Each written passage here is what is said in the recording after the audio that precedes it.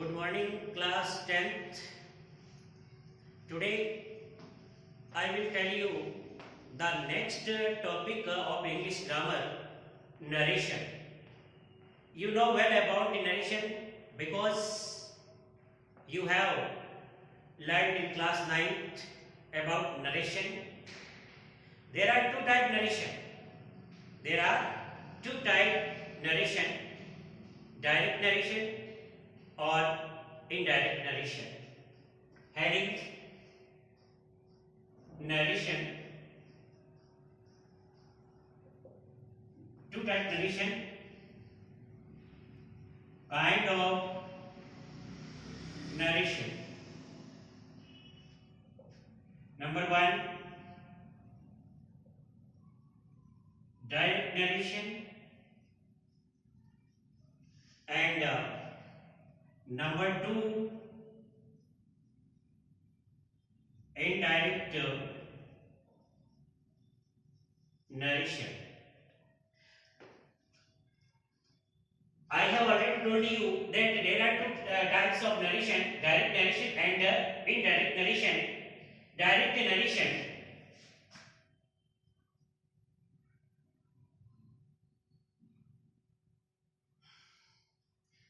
mean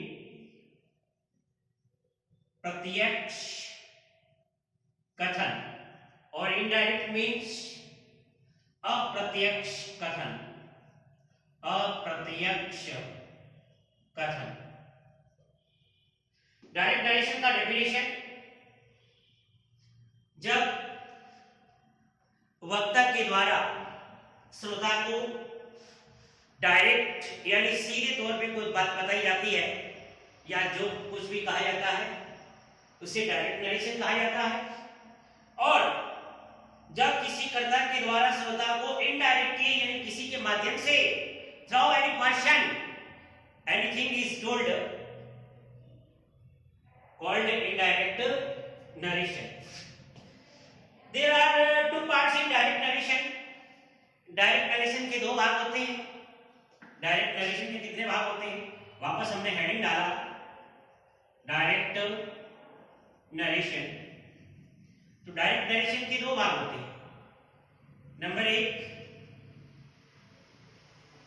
एक तो होता है रिपोर्टिंग वर्क, जिसको शॉर्ट में हम आरवी लिख सकते हैं, और दूसरा पार्ट होता है रिपोर्टेड स्पीच, इसको शॉर्ट में आरएस बोलते हैं.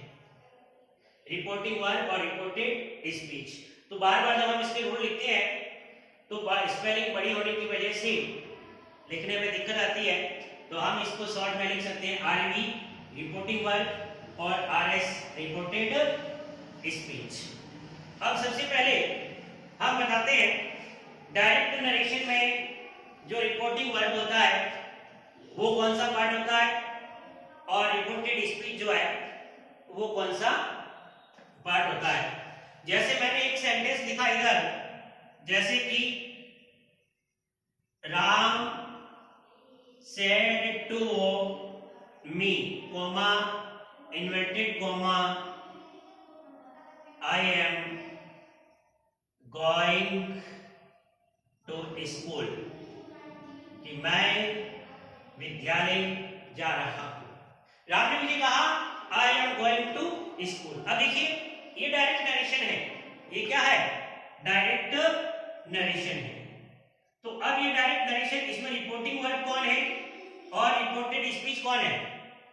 तो इन्वर्टेड कॉमा के बाहर वाला भाग यानी the part of direct narration out of inverted comma called reporting verb, and the part of direct narration who is in inverted comma is called reported speech. तो कहने का मतलब ये है कि इन्वर्टेड कॉमा के बाहर यानी कि पहले जो बाहर का भाग होता है वो कहलाता है रिपोर्टिंग वर्ब, और इन्वर्टेड कॉमा के अंदर जो भाग होता है वो कहलाता है रिपोर्टेड स्पीच कहलाता है. समझ गए आप? तो ये बाहर वाला भाग है और ये अंदर यानी इन्वर्टेड कॉमा के अंदर का जाना जाता है। अब देखिए, डायरेक्ट नरेशन को इनडायरेक्ट नरेशन में जब हम चेंज करेंगे तो उस दरमियान क्या क्या परिवर्तन हमें करने होते हैं उसके बारे में मैं आपको बता रहा हूं। सबसे पहले ये डायरेक्ट नरेशन है, डायरेक्ट नरेशन।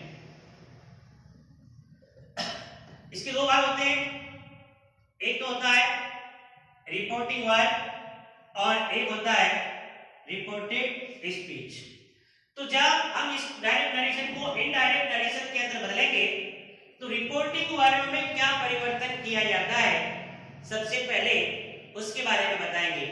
तो मेरे कहने का मतलब यह है कि इसमें पहला नियम लिखना है अपने को कि यदि रिपोर्टिंग वर्ब में वर्ब के बाद टू प्लस ऑब्जेक्ट आया हो तो उसमें निम्न परिवर्तन किए जाते हैं, उसमें निम्न परिवर्तन किए जाते हैं। अब क्या परिवर्तन होंगे? पहला देखिए कि यदि शेड 2 लिखा हुआ है तो ये चला जाएगा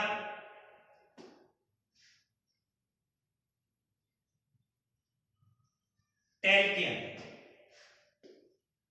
दूसरा, यदि सेज 2 लिखा है वो चला जाएगा टेल्स के अंदर, और यदि सेड 2 लिखा हुआ है वो चला जाएगा टोल्ड के अंदर। ये परिवर्तन रिपोर्टिंग वर्ब के अंदर होंगे। किसके अंदर होंगे? रिपोर्टिंग वर्ब के अंदर परिवर्तन होंगे। अब मान लीजिए इसका दूसरा नियम है कि यदि रिपोर्टिंग वर्ब में वर्ब के पश्चात या वर्ब के बाद टू प्लस ऑब्जेक्ट नहीं हो तो उसका वर्ब नहीं बदलता है, तो उसका वर्ब नहीं बदलता है। इस बात का ध्यान रखना है हमें। जैसे से आया है तो से का से ही रहेगा, और से आया है तो सेज का भी सेज ही रहेगा, और शेड है तो शेड का भी शेड ही रहेगा। ये बात सबसे पहले याद रखनी है अपने को। अब इसको अपने नोटबुक के अंदर नोट करें। उसके बाद अगला नियम क्या है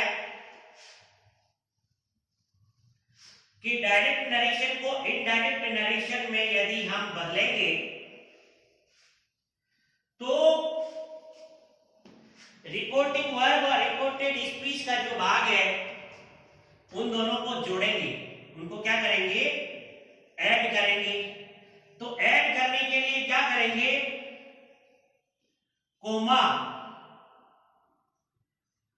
ये कोमा और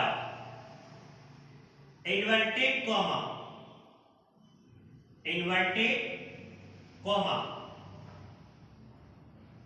अब इन्वर्टेड कोमा ये इस प्रकार से लगा हुआ होता है किसी वर्ड के ऊपर। जैसे यहां हमने लिखा आई, तो इसके ऊपर ये इस टाइप से लगा हुआ होता है इन्वर्टेड कोमा। तो कोमा और इन्वर्टेड कोमा को क्या कर देंगे? उसको हम रिमूव कर देंगे। रिमूव का मतलब उसको हटा देंगे, और इसके साथ इनको जोड़ने के लिए कनेक्टिव वर्ड जो है, यानी ये सिंपल सेंटेंस जो होंगे उसमें कनेक्टिव वर्ड दैट का प्रयोग होगा। कनेक्टिव वर्ड क्या आएगा उसके अंदर? दैट का प्रयोग होगा, इस बात का ध्यान रखें। कोमा और इनवर्टेड कोमा को हटाना है, दोनों वाक्यों को जब जोड़ेंगे इनडायरेक्ट डायरेक्शन में बदलने के लिए, उस दौरान कोमा इनवर्टेड कोमा हटा करके दैट कंजंक्शन लगा देंगे। उसके बाद अब मेन परिवर्तन होंगे रिपोर्टेड स्पीच के अंदर। मेन परिवर्तन किसमें होंगे?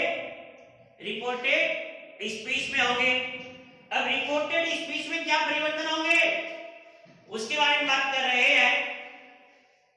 रिपोर्टेड स्पीच में निम्न परिवर्तन होंगे।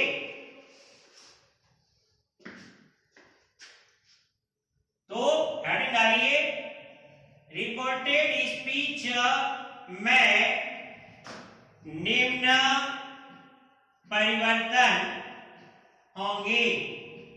अब रिपोर्टेड स्पीच में क्या परिवर्तन होंगे, यानी डायरेक्ट टू इनडायरेक्ट जब बदलेंगे तो रिपोर्टेड स्पीच में निम्न परिवर्तन होंगे। जैसे कि पहला है प्रोनाउन रिलेटेड चेंज, दूसरा वर्ब रिलेटेड चेंज, और तीसरा time and distance related change. ये 3 परिवर्तन होंगे रिपोर्टेड स्पीच में, हमें ये देखना है। आगे करते हैं इसके अभी।